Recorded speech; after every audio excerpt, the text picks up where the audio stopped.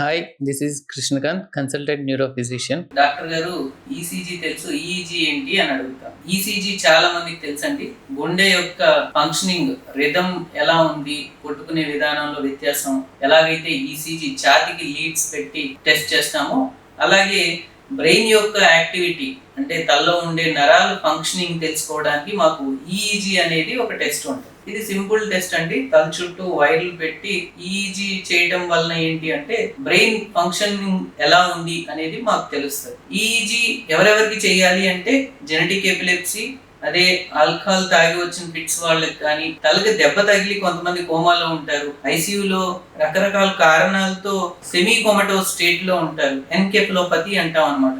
ఈ సోడియం హెచ్చు తగ్గులు అవటం కానీ, గ్లూకోజ్ లెవెల్స్ హెచ్చు తగ్గు అవటం కానీ, చాలా మందికి లివర్ ఫంక్షన్, కిడ్నీ ఫంక్షన్ హెచ్చు తగ్గులు అయ్యి సెమీ కోమటోస్ స్టేట్ లో ఉండటం వలన వాళ్ళకి తల లోపల కూడా ఫిట్స్ వస్తూ ఉంటాయి. సో తల లోపల ఫిట్స్ కొంతమందికి మైకంలో ఉండి కూడా తల లోపల చిన్న రకం ఫిట్స్ వస్తూ ఉంటాయి కంటిన్యూస్ గా. అది మనం గుర్తుపట్టడం, గ్రహించడం బయట నుంచి చాలా కష్టం. అండ్ వాళ్ళు బయట కనిపించేదానికి ఒట్టి వ్యవహారశీలిలో మార్పు అండ్ మైకంగా ఉండటం మాత్రం, ఈ రెండు లక్షణాలు ఎక్కువగా కనపడుతుంటాయి. మనం అన్నిసార్లు బయట రెండు చేతులు రెండు కాళ్ళు కొట్టుకొని తల పక్కకు తిరిగి నాలుగు ఖర్చుకోవడం, ఇది మాత్రమే ఫిట్స్ లక్షణం కాదు. మైకంలో ఉండటం కూడా చిన్న రకం ఫిట్స్ లో పార్ట్ అనేది మనకు అర్థం కావాలి.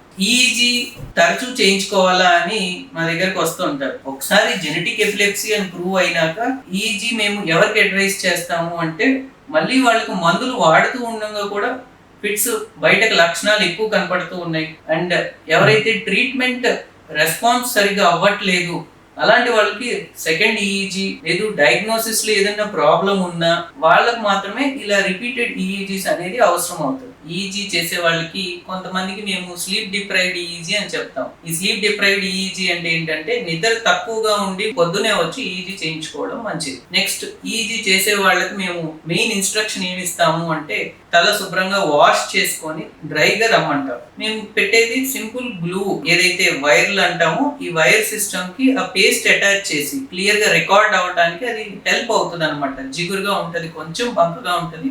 ఈ వైర్ ద్వారా మాకు సిస్టంలో, కంప్యూటర్లో ఈ మీ నరాల పనితీరు ఎలా ఉందనేది మాకు డిస్ప్లే అవటం జరుగుతుంది.